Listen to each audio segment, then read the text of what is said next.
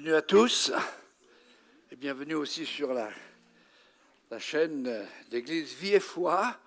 Vous qui êtes peut-être chez vous ou sur un lit de souffrance, la parole de Dieu vous parvient et je prie ce matin que tous les cœurs soient ouverts à Jésus. Parce que ce matin, il y a plus qu'un prédicateur. On m'a dit, c'est vous, pasteur, qui prêchez ? J'ai répondu, je veux que ce soit le Saint-Esprit. Est-ce que vous dites amen à cela ? Est-ce qu'on peut accueillir le Saint-Esprit ce matin ? Amen. Si vous êtes là pour l'une des premières fois, soyez bénis. Et si vous revenez, il y a de vacances, bien soyez bénis. Certains ont des couleurs, d'autres sont encore blancs. Mais blanc, plus blanc que neige, Jésus a lavé nos péchés. Amen. Voilà. On est content aussi d'avoir une famille qui nous vient d'Angleterre. C'est notre frère Wesley Richard Jr. On connaît bien le papa. Et ils sont tous au fond, là, avec leurs petits-enfants qui font 1m90. On veut les accueillir. Welcome.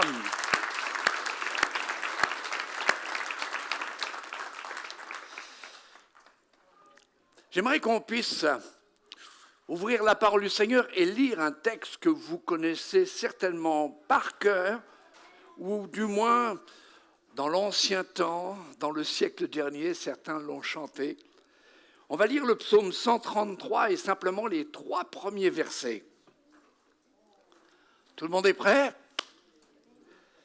Voici, ô qu'il est... Attendez, là... Vous êtes encore en vacances ? Voici, ô qu'il est agréable et qu'il est pour des... Bon, les sœurs sont compris dedans. Hein. Pourquoi on n'a pas mis les sœurs ? Eh bien, c'est parce que le Seigneur a voulu que d'abord les hommes soient créés en premier. Et puis, automatiquement, tout seuls les hommes ne pouvaient pas vivre. Donc, le Seigneur leur a fait, disons, une aide semblable. Donc, pour des frères et des sœurs, de demeurer ensemble. C'est comme l'huile précieuse qui, répandue sur la tête, descend sur la barbe d'Aaron, qui descend sur le bord de ses vêtements. C'est comme la rosée de l'Hermon qui descend sur la montagne de Sion. Écoutez bien, car c'est là, est-ce que vous voulez le dire ? Car c'est... Tourne-toi vers ton voisin et dis-lui ou ta voisine, car c'est là. Là où ? Au bord de la plage ? Pour mon frère qui a fait chanter, aller chercher les truites ? Non, car c'est là, lorsque nous demeurons ensemble, que l'Éternel envoie la bénédiction, la vie pour l'éternité. Je vois que vous connaissez bien ce texte. Dernièrement, dans cette période de repos, et là où j'étais dans une église où automatiquement, il n'y a pas de repos pour le méchant, ils m'ont fait prêcher. Et le pasteur, qui est le président des Assemblées de Dieu d'Italie, a dit « Transmets à l'église et aux églises où tu vas nos salutations ». Et dans cette période de repos, j'avais décidé de lire le livre complet des psaumes. Et je peux vous assurer que ça a été un rafraîchissement total pour ma vie personnelle. Et le Saint-Esprit m'a tellement impressionné que j'avais commencé à travailler sur un sujet, parce que je savais qu'en rentrant, j'allais devoir donner un message. Mais j'ai mis ce message de côté et j'ai commencé à travailler ce que le Seigneur était en train de me donner au travers des psaumes. Et pour répondre à l'appel de Dieu, parce que Dieu, c'est l'essence même de la vie. Je répète, Dieu, c'est l'essence même de la vie. Sans Dieu, il n'y a pas la vie. Sans Dieu, il n'y a pas la vie. Et Dieu n'a pas d'autre désir que de nous donner la vie. Dieu, ce matin, n'a pas d'autre désir que de donner la vraie vie. Sa vie à lui. Une vie éternelle. Et comme dira Jésus, son Fils bien-aimé, notre Sauveur, notre Seigneur, nous avons chanté le sol Jésus, eh bien, il dira ceci, le bon berger. Moi, je suis venu afin que les brebis aient la vie et qu'elle l'ait en abondance. C'est le texte suivant. Qu'elle l'ait en abondance. Mais il veut porter notre attention sur une partie du texte que j'ai omis exprès. Et cette partie du texte est juste avant que Jésus dit « Moi, je suis venu pour donner à mes brebis la vie et la vie en abondance. » Et il dira ceci, il veut que nous portions notre attention. Il dira ceci, le voleur, c'est le texte suivant, le voleur ne vient que pour dérober, égorger et détruire. Moi, je suis venu afin que les brebis aient la vie et qu'elle l'ait en abondance. Voici le titre ou le thème de notre méditation ce matin et je prie que vous ouvriez votre cœur, non pas au sermon ou au prédicateur, mais à l'Esprit de Dieu qui veut se manifester. Je répète, Dieu, l'essence de la vie, veut vous communiquer la vie. Est-ce que vous voulez la vie de Dieu? Et le thème de notre méditation, c'est un appel à la vie ou le secret de la vie de Dieu. Soyons honnêtes un moment ce matin. Notre vie, souvent, elle est ballottée, elle est secouée, non? Vous êtes d'accord? Elle est bousculée. Notre vie peut être amoindrie, perturbée, abîmée, blessée, troublée, découragée, opprimée, déprimée. Posons-nous la question, pourquoi notre vie peut être comme ça? Eh bien, c'est tout simplement parce qu'on a permis peut-être accès à l'ennemi, le voleur qui vient pour détruire, pour égorger, pour nous tuer. Alors la question est celle-ci. Où retrouver cette vie en abondance? Où se trouve cette vie de Dieu? Pourquoi ce matin le Saint-Esprit soulève-t-il cette question de la vie en abondance? Peut-être que notre vie connaît des fuites et la vie que Dieu nous a donnée, eh bien, le diable la réclame. Il n'y a qu'un seul objectif dans le cœur du diable, c'est rendre notre vie malheureuse. C'est la troubler, c'est la détruire, c'est la briser. La vie que Dieu nous a donnée est une vie tellement extraordinaire. Le diable en est jaloux et il veut détruire. Et depuis qu'il a été, je dirais, renvoyé du ciel, il a tout fait. Et il continue de tout faire pour détruire ce que Dieu fait dans notre vie. Alors, où se trouve cette vie abondante? Alors, tout le monde peut répondre, bien sûr, elle se trouve dans la présence de Dieu, elle se trouve dans la communion, elle se trouve dans la louange, elle se trouve là quand on prend 1 heure le dimanche matin. Mais elle se trouve dans sa présence, dans certaines conditions. En lisant le psaume le plus long, d'après vous, quel est le psaume le plus long? Est-ce que vous le lisez tous les jours? Combien y a-t-il de versets dans le psaume 119? Ouais, certains disent un certain nombre. Moi, je dirais c'est un nombre certain. 176 versets. Et ce psaume 119, je l'ai trouvé, est une anticipation du sermon de Jésus sur la montagne appelé les béatitudes, ou le bonheur qui excelle. Et cela commence toujours par heureux. Vous regardez le premier mot du psaume 119, heureux. Dieu veut que tu sois heureux. Dieu veut que tu sois heureuse, ma sœur. Tourne-toi vers quelqu'un et dis-lui, prends-lui les 2 épaules pour être sûr qu'il soit réveillé. Et Dieu veut que tu sois heureux, dis-lui. Non, vous ne l'avez pas fait. Est-ce que vous pensez un seul instant, et vous qui êtes sur la chaîne de l'Église, est-ce que vous pensez un seul instant que le Dieu de vie, le Dieu de joie, peut un instant vous rendre malheureux? Qu'est-ce qui vous rend malheureux? C'est notre cœur. Pour ceux qui me suivent sur Twitter, j'ai dit dernièrement,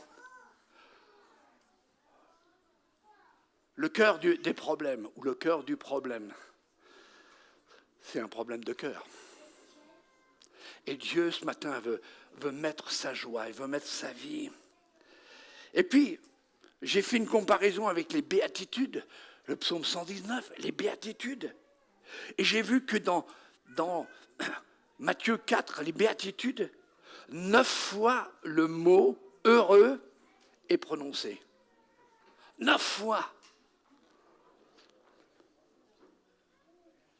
David, dans le psaume 119, par 8 fois, écoutez bien, va pousser un cri. Je vous invite à relire le psaume 119, pas maintenant, mais chez vous. Par 8 fois, David va crier à Dieu, « Rends-moi la vie ». Parce qu'il semblerait que David, à un moment donné, a senti que sa vie s'échappait. Parce qu'il n'était plus en communion avec Dieu. Il était en communion avec ses pulsions, avec sa vie.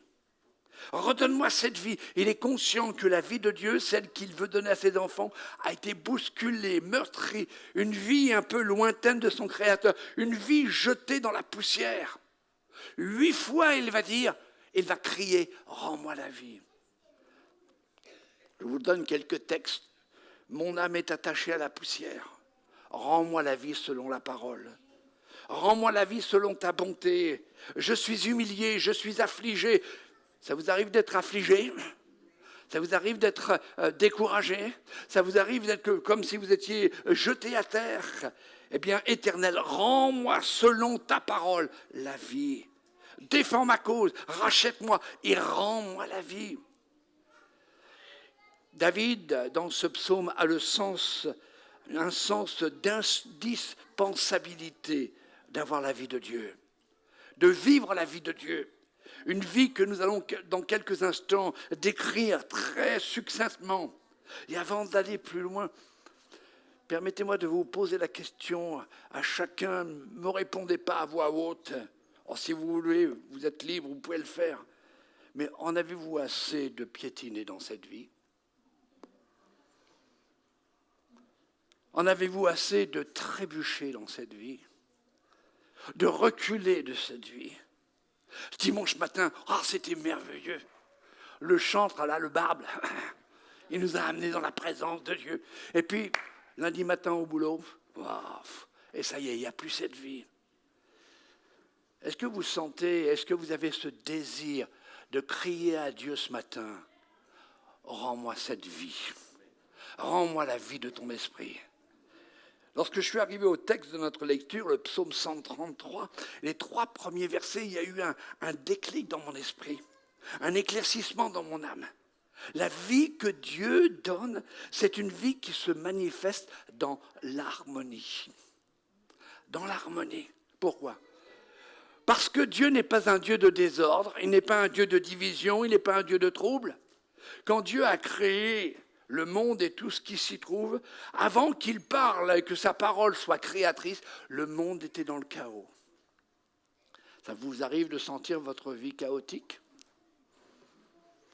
Chaotique au niveau des finances, chaotique au niveau de votre caractère, chaotique au niveau de votre foyer? Ouais, toujours raison, il faut que je lui donne raison. Non. Et puis on ne se sent pas bien.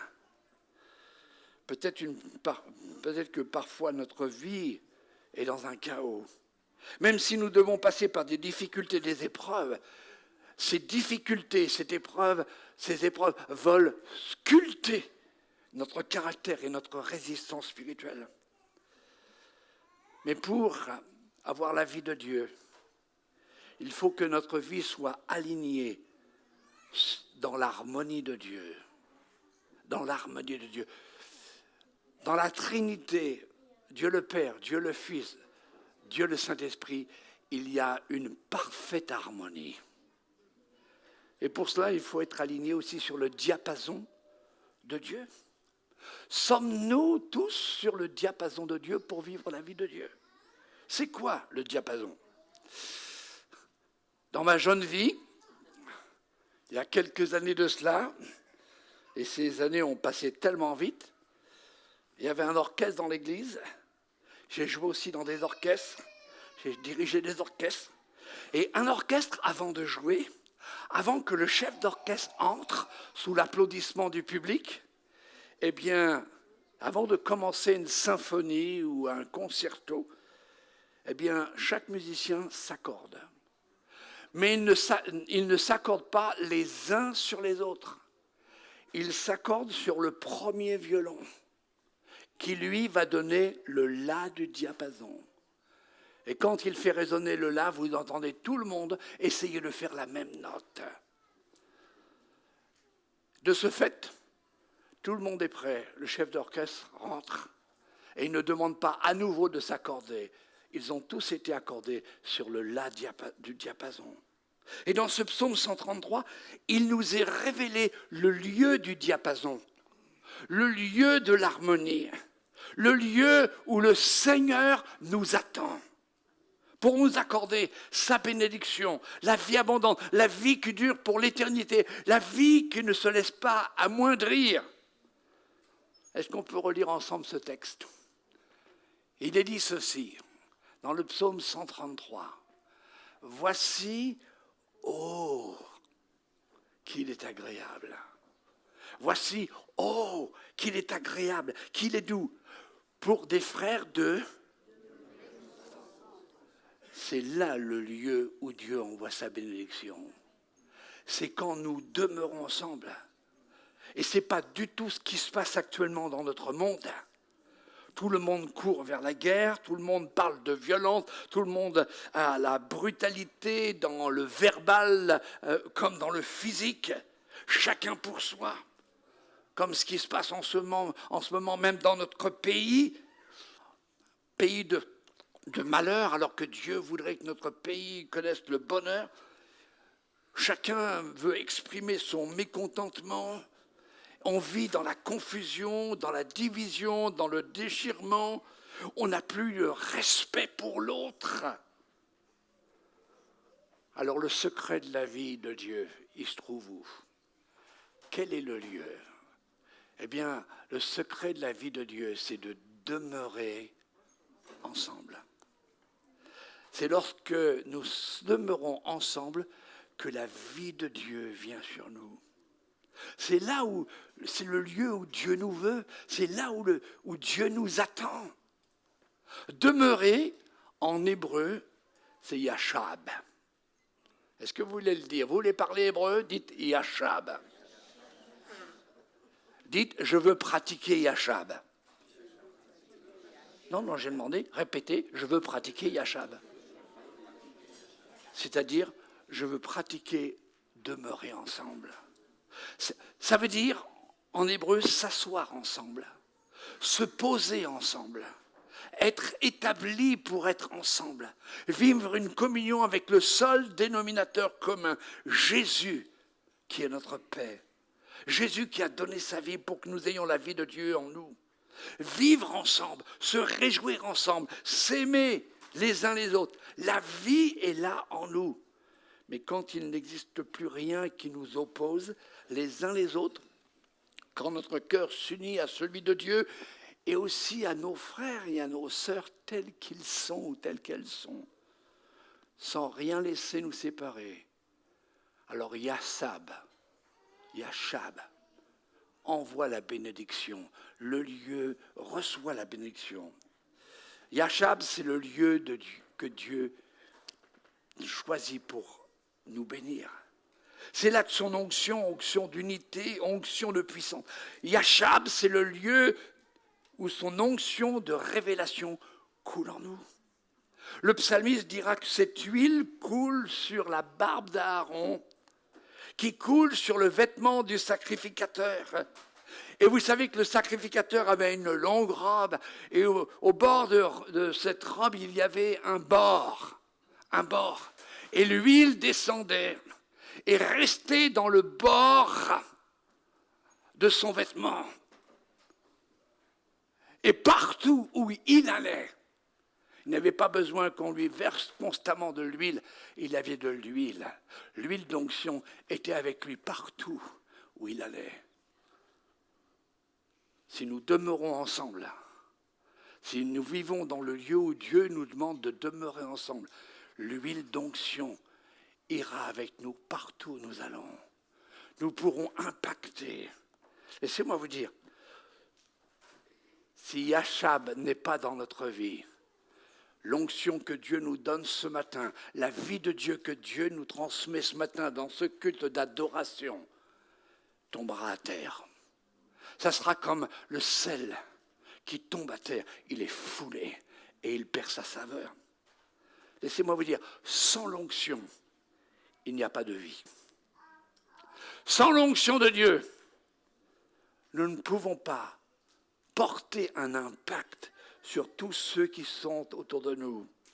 Est-ce que nous emportons partout cette onction ou parce que nous sommes en friction avec des membres du peuple de Dieu, l'onction tombe à terre et il n'y a plus d'impact?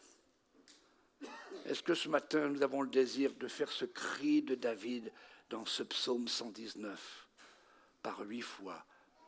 Rends-moi la vie, rends-moi la joie de mon salut, rends-moi la joie de ton onction, rends-moi ta bénédiction, qu'elle puisse couler sur moi nuit et jour. Alors bien sûr, on peut se poser la question, mais comment demeurer ensemble? Comment demeurer ensemble? Parce que c'est là que Dieu envoie sa bénédiction, sa vie pour l'éternité. Demeurer ensemble, c'est vivre l'harmonie parfaite de Dieu.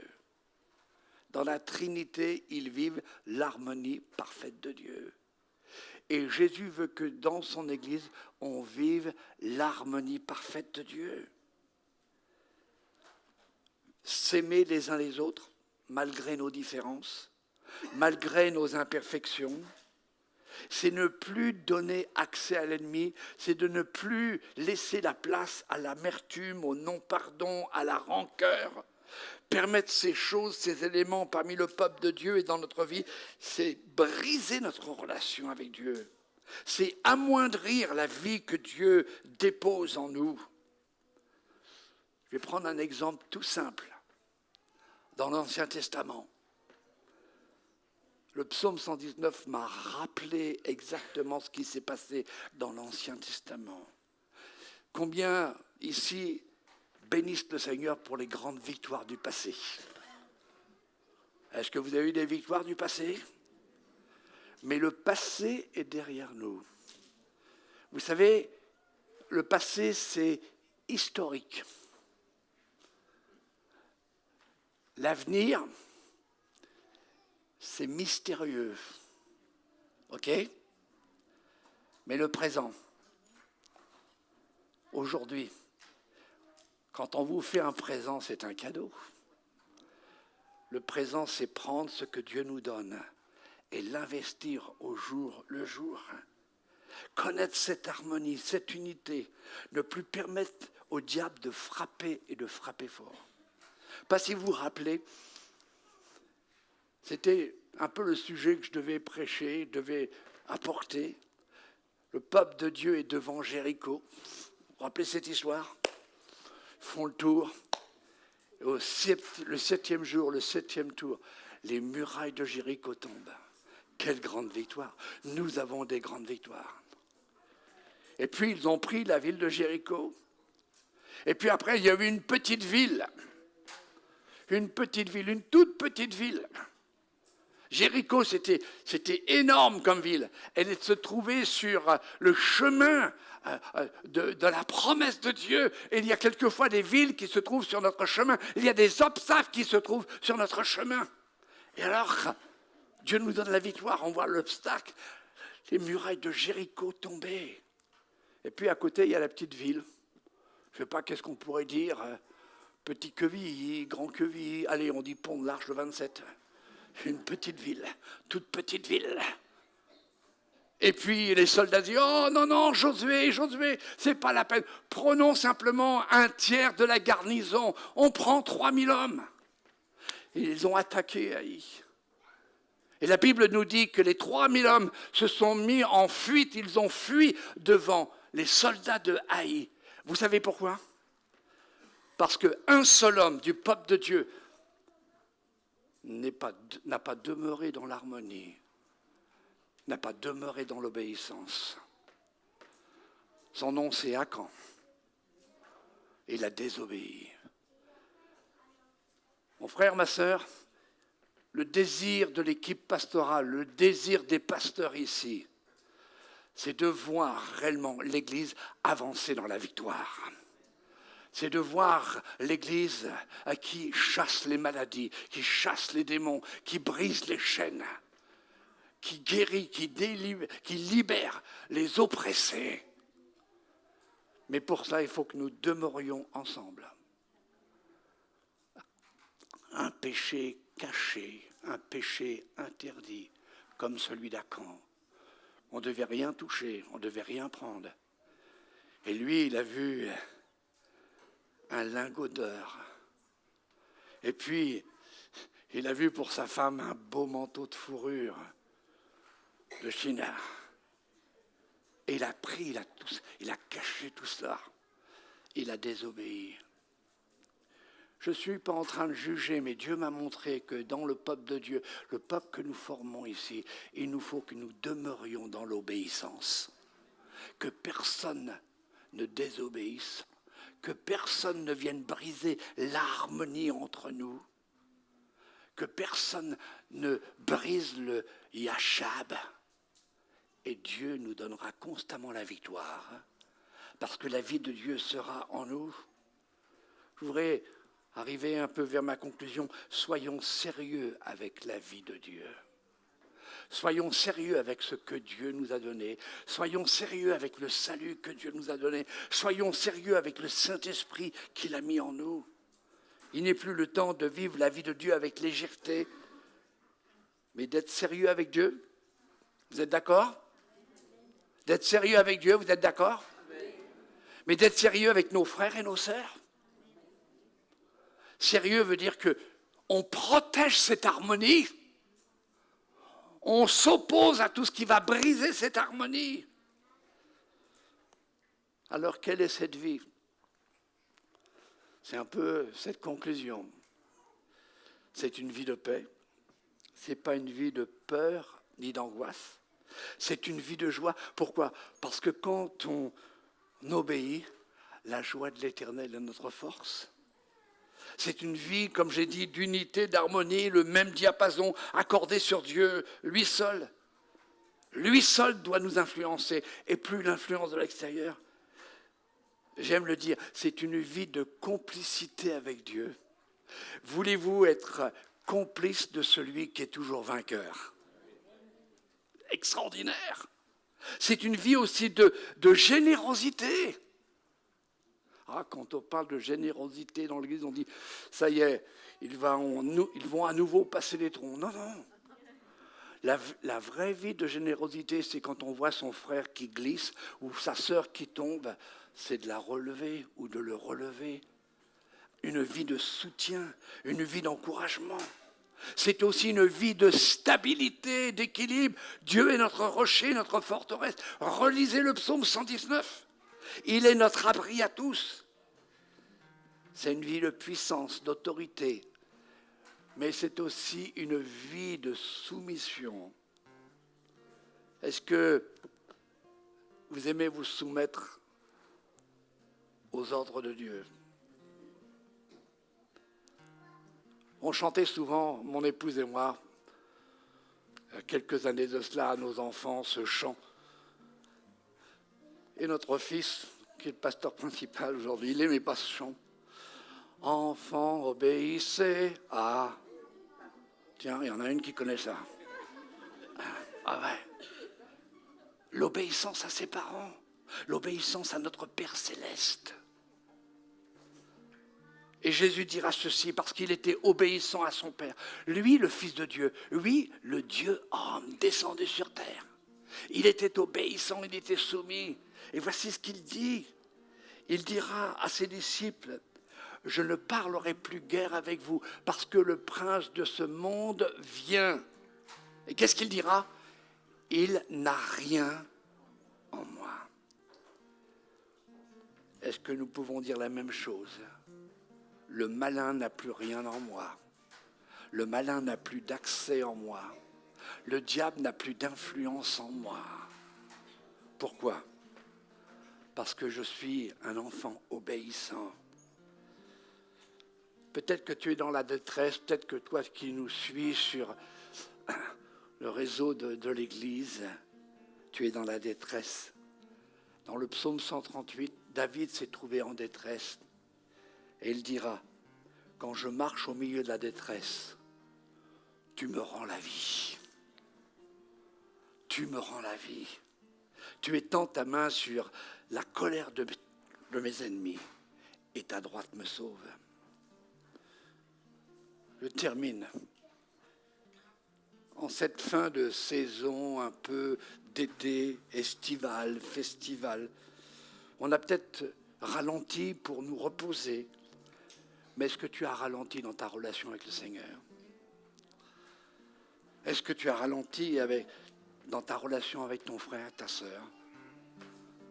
Peut-être tu te dis, je m'en vais en vacances, comme ça je ne le verrai plus. Je ne le sentirai plus. Ça fait du bien de respirer. C'est vrai, s'évader, ça fait du bien.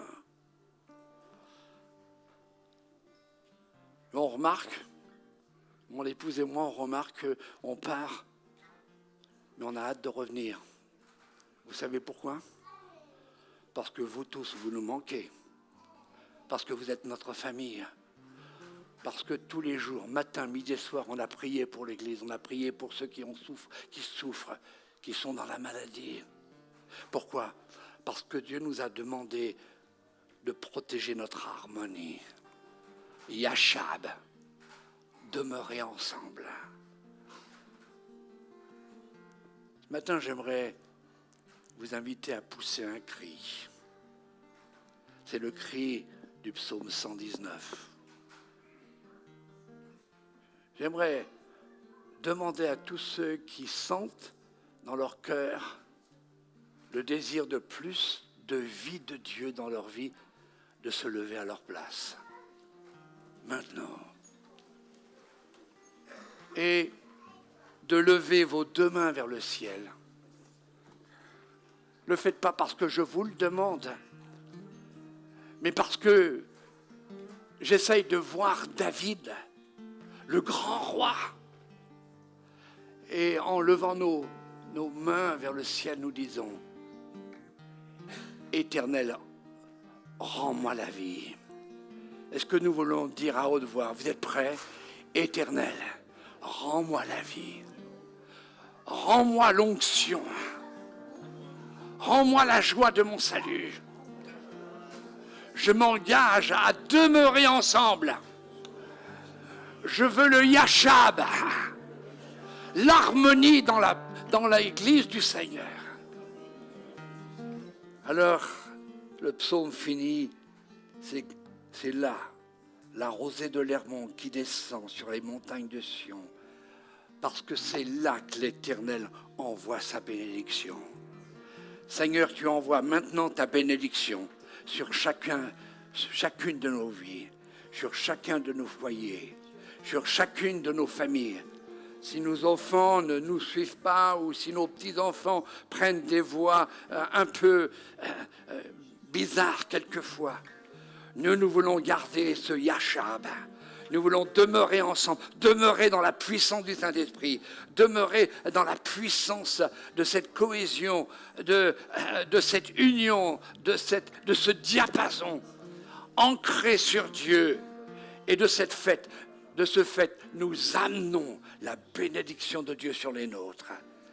Seigneur, je te prie que chaque personne dans ce lieu et ceux qui sont à l'écoute de ce message puissent dire que matin je me lève, Yachab, je veux demeurer ensemble avec Dieu, avec mes frères et mes sœurs. Le midi, Yachab, je veux demeurer avec Dieu et avec mes frères et mes sœurs. Et le soir, quand je me couche, je veux continuer à demeurer et prier les uns avec les autres. Et à cette rentrée, venir dans ces rencontres de prière, parce que Yachab, c'est là demeurer, c'est là où Dieu bénit, il envoie sa bénédiction. La vie de Dieu pour l'éternité. Attendons face à la gloire. Est-ce qu'on peut donner une ovation au Seigneur ce matin? Que Dieu vous bénisse.